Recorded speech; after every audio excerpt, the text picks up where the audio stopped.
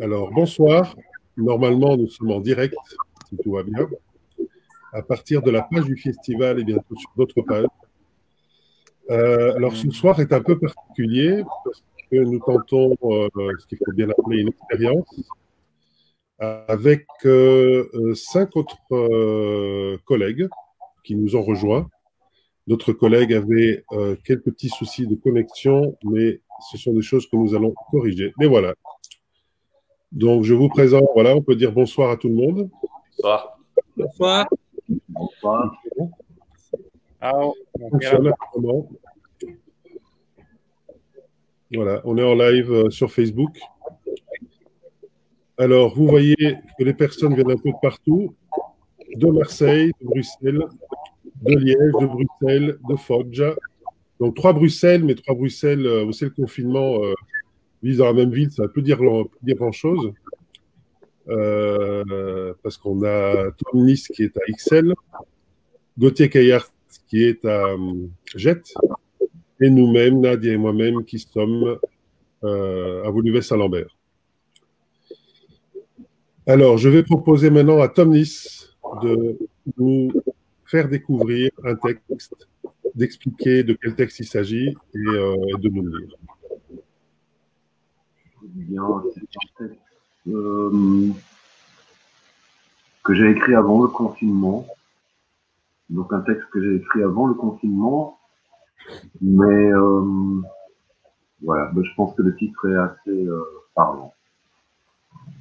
Alors, le texte s'intitule La solitude. 1. La solitude, ce sont des poches de coups dans l'estomac qui, soit de vodka ou de carence de jus, ils se régénèrent durs. Ce sont des rêves qui ravagent, contre lesquels tu ne peux rien, qui reviennent avec variation et parfois 2 fois en une nuit. La solitude, ce sont tous tes sens raffinés à l'extrême, à tes dépens. L'œil fait des faisceaux et l'ouïe, irrité par la faveur des oiseaux, par les démarrages des journées, et les muscles mesurent chaque once de l'espace, et puis l'odorat qui lui efface les liqueurs du lys. La solitude, c'est retenir la parole, renouer le dialogue avec l'ombre. Avec un singe européen, il mord la nuque et éteint soir après soir. C'est l'absence de panne pendant le choix des fantasmes, puis c'est une absence de possible partage pendant la douleur reçue ou vue. 2. La solitude, c'est l'exploration de sa propre peau qui inclut frotter, mener et très lentement cicatriser les creux du viscéral sous le sang. C'est respirer l'intérieur du dehors, avec du ciel dans le soleil, et c'est porter un univers en se promenant le long des foules de leurs fissures. La solitude, c'est se souvenir, c'est se signifier où situer l'aménagement d'une maison du pays dans un pays, et le désir du destin défié à distance. Et à la seule vue d'un banc démantelé en bas du macadam vaseux se trame une trace de larmes qui fait avancer à travers l'automne des années ténues. La solitude peut te faire oublier le nom des armes appris jadis sur nos terres de sédiments de guerre. Ton sommeil se trouve ouvert et soudain souverain, et endurance engendrera expérience. Par la pensée prendre la relève de soi, la seule distraction, la tristesse, tandis qu'augmente l'autonomie de ton temps.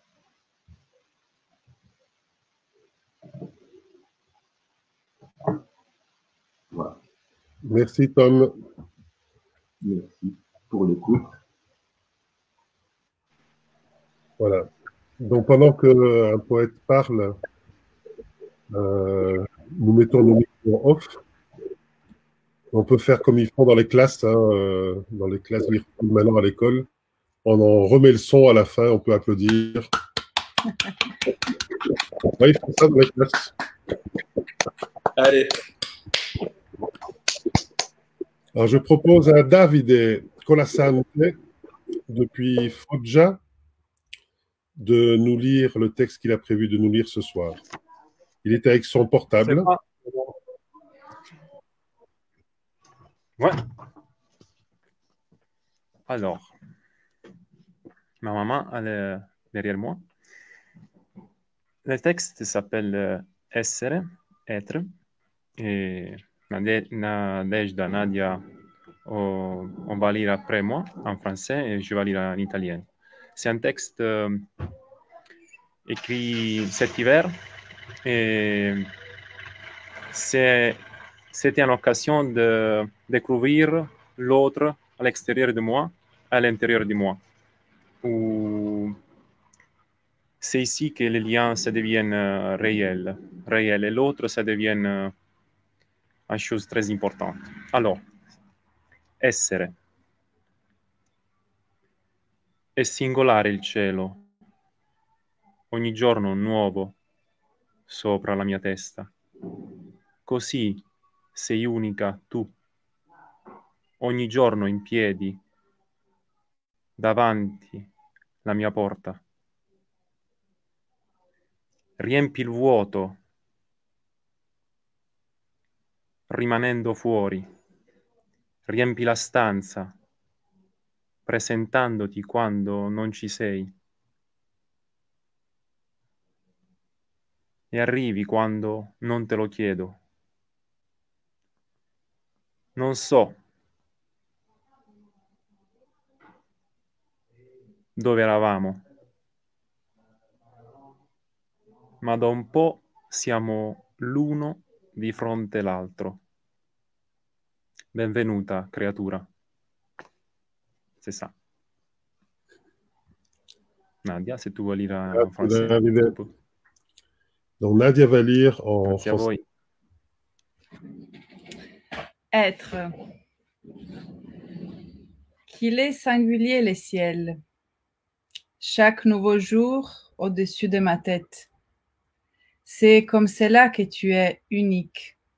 Chaque jour, debout sur les pas de ma porte. Tu remplis les vides en restant dehors. Tu remplis la pièce en te pointant car je ne te le demande pas. Je ne sais pas où nous étions, mais depuis peu, nous sommes l'un en face de l'autre. Bienvenue, créature. Davide Colasanti. Traduit avec la collaboration de Maria Stella Tatarani. Alors, nous allons poursuivre avec Gauthier. Ah ouais. Bon, ben, moi je n'écris pas. En général, je ne lis pas, donc je vais le faire exceptionnellement ce soir. Et je vais vous lire un extrait du recueil Misère et dialogue des bêtes de Jean-Marc Desjans, qui a été publié au Poète de Brousse.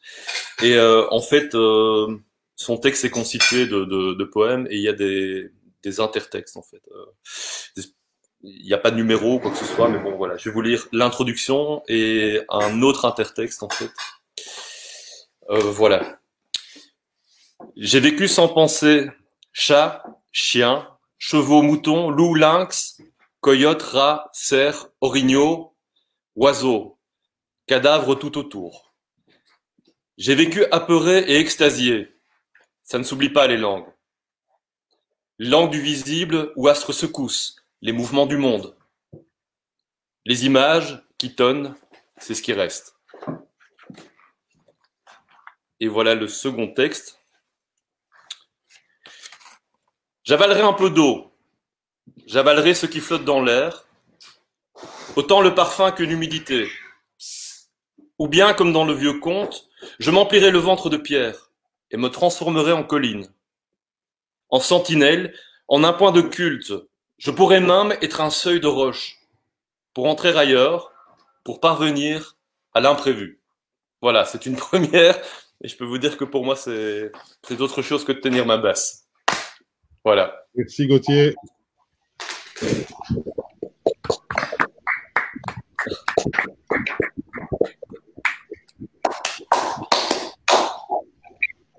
Alors, on va passer la parole à Fabien, oui. Malia de Flémal. On va se Liège, c'est mieux. Ça fait mal, ça fait mal. Ça fait mal, oui. C'est souvent mal. Alors, c'est un texte qui m'est venu en travaillant le livre. Ça m'est venu d'un coup, comme ça. Et ça me faisait penser aussi à ce que je vis des fois en dehors de mon corps. Voilà. Visage, miroir informe, mains multiples, taches de sang, regard interne, grimoire sort d'un état d'âme, pâleur du masque blanc, mémoire aux fragments d'étoiles, toi et moi, qui sommes-nous dans ce château? Cartes, bougies, écho de silence, vivent-ils dans mon livre? On n'en saura rien. Merci. C'est la fin de ce texte. Merci Fabien. Merci Fabien.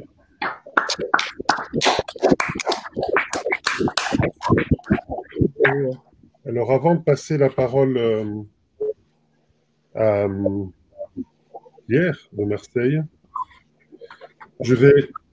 Bon, parce que je dis que je ne lirai pas ce soir, mais j'ai trop... Voilà, je lirai un extrait d'Astres et des Astres, si vous le voulez bien, d'Antonio Bertoli.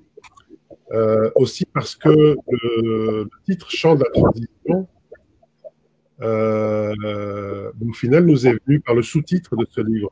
Parce que le sous-titre d'Astres et des Astres, c'est Chant de la transition. Et en fait, quand tu as proposé, Pierre, le titre Chant de la transition pour le prochain festival, je n'ai pas fait lien tout de suite. Et voilà. Et pourquoi tu avais choisi ce titre, en fait, en relier le passé au futur? Oui, pour... enfin, bon, c'était complètement intuitif. C'était une évidence totale pour moi de notamment le titre et le sous-titre. Et puis, il n'y a pas si ça. Enfin, voilà, c'est pas quelque chose de très réfléchi. Très spontané, comme ça. Merci. Donc, je vais vous lire ce texte. Le texte qui s'appelle « Poison et remède ». Je me dis que c'est peut-être le moment. Maintenant que les apparences mensongères, les miroirs mouchetés se multiplient devant nos yeux, les traces que nous avons laissées deviennent véritablement les lieux où nous nous agenouillâmes pour boire. Pendant un temps immense, nous avons circulé et saigné, uniquement pour capter les traits d'une aventure commune. Maintenant, dans le vent brutal, nos signes de passage trouvent par terre la réalité de ces foulées d'antan qui soulèvent derrière elles un printemps. Il y a ceux qui laissent des poisons et ceux qui laissent des remèdes. Les déchiffrer est difficile et il ne suffit pas de goûter. Seule la vie tue, la mort est un hôte. Voilà, c'était Antonio Bertoli. Extrait d'Astres et des Astres. Et nous allons terminer par l'ami Pierre, l'abbé Pierre, l'ami Pierre. L'abbé Pierre. Pierre et qui va nous introduire une vidéo que nous allons vous transmettre en Voilà. direct. C'est une façon de faire un essai aussi avec la vidéo. Donc c'est une vidéo qui fait partie d'un ensemble de 30 capsules vidéo réalisées à la maison. Ce sont des poèmes webcam que j'ai tous rassemblés sous le nom de My Talking Heads, mes têtes parlantes. Il y a la très grande majorité des textes sont signés par moi, mais il y a aussi quelques textes d'autres auteurs que j'interprète avec joie. Et donc, je vous propose d'écouter, de regarder une vidéo qui s'appelle Du frottement et qui se trouve sur la playlist intitulée My Talking Heads. Et c'est le numéro 9 de la série. Et j'ai choisi cette vidéo comme Tom Nist, qui tout à l'heure a lu un texte écrit avant le confinement. Ce texte-là, Du frottement, a été aussi écrit bien avant le confinement, puisque je crois qu'il date de 2017, et que j'ai dû réaliser la vidéo dans la foulée. Mais simplement parce que c'est étrange de retrouver dans sa propre production et dans la production des autres aussi, bien sûr, des textes qui font écho très étrangement à la situation actuelle. Et peut-être que c'est aussi ça, une particularité du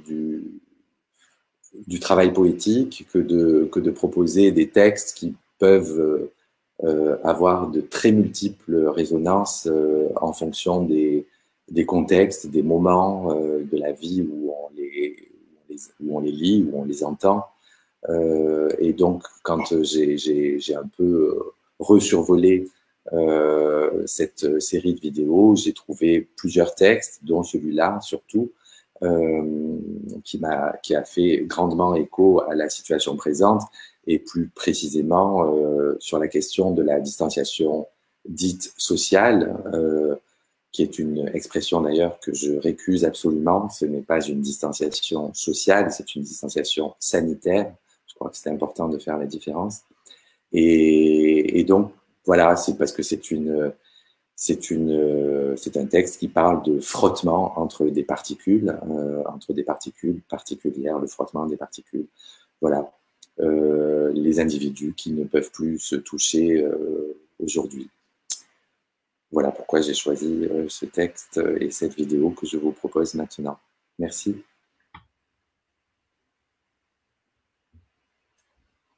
Particules particulières, chères particules particulières, particules particulières, chères particules. Et oui, je suis une particule particulière. Je suis une particule de ma propre particularité, tout en étant partie de tout un chacun. J'ai un placement particulier, dont le taux d'intérêt est très bas et qui ne me rapporte pas grand-chose, mais c'est tout de même un placement qui a la particularité de me déplacer, ce qui n'est pas tout à fait rien. Je me place partout, mais particulièrement en tout un chacun et particulièrement en toute personne déplacée qui cherche une place particulière. Je porte une attention particulière à chaque particule et à chaque place perdue en partie dans le vide, cette place qui n'est aucunement la propriété de chacun, nous sommes bien d'accord. Je me disperse afin d'être une particule dispersée qui rencontre d'autres particules particulièrement dispersées auxquelles je me frotte, et je me frotte régulièrement à la dispersion de chacun. Comme ça, très vite. Je me frotte, je me frotte, je me frotte. Je me frotte aux autres particules dispersées qui se frottent à tout un chacun. Tout un chacun qui n'est aucunement nul ni vide en réalité, nous sommes bien d'accord. Je me frotte à ces particules vides et pauvres, à ces particules perdues, particulièrement plates et polies entre toutes. Je me frotte aux parties planes et perdues de chacun, à ces parcelles particulières de particules dispersées. Je me confonds à toutes les particules plates et confondues par tout un chacun. Je m'abandonne en chacune de ces particules partiellement vides et perdues et dispersées, particulièrement dénuées de tout et en particulier de tout un chacun. donc abandon de chacun dans tous et de moi en chacun particulièrement abandonné. Autrement dit, par particules interposées et partiellement dispersées, je me disperse en tous. Tout un chacun frotté par moi se perd et se disperse en moi, confondu, abandonné. Et ainsi, je deviens particule autre, capable d'accueillir tout un chacun particulièrement autre. Et tout ça, je tente de le faire pas frottement, avant perte et dispersion de tous, dans confusion et abandon, pour que autre particulier et particulièrement abandonné puisse exister en moi particulièrement.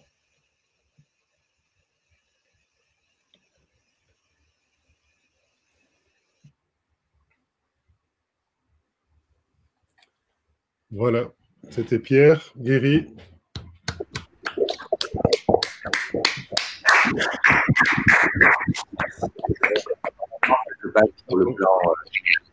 Ça se passe sur le plan physique. Dans la situation actuelle, on pourrait dire que voilà, que nos âmes se frottent, néanmoins virtuellement et réellement à la fois. J'espère.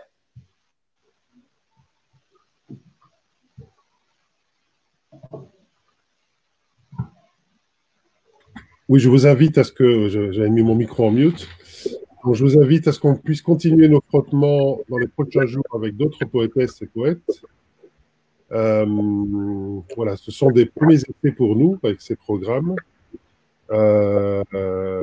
Nous essayons d'évaluer et nous l'évaluerons de façon à la fois impitoyable, tout à fait, avec beaucoup de piété envers nous-mêmes, parce que, comme le savent mes amis, j'ai envie de faire cette traversée de la nuit malgré tout. Vous me connaissez, vous savez que je suis quelqu'un qui sait changer d'avis, mais je sais être aussi très obstiné.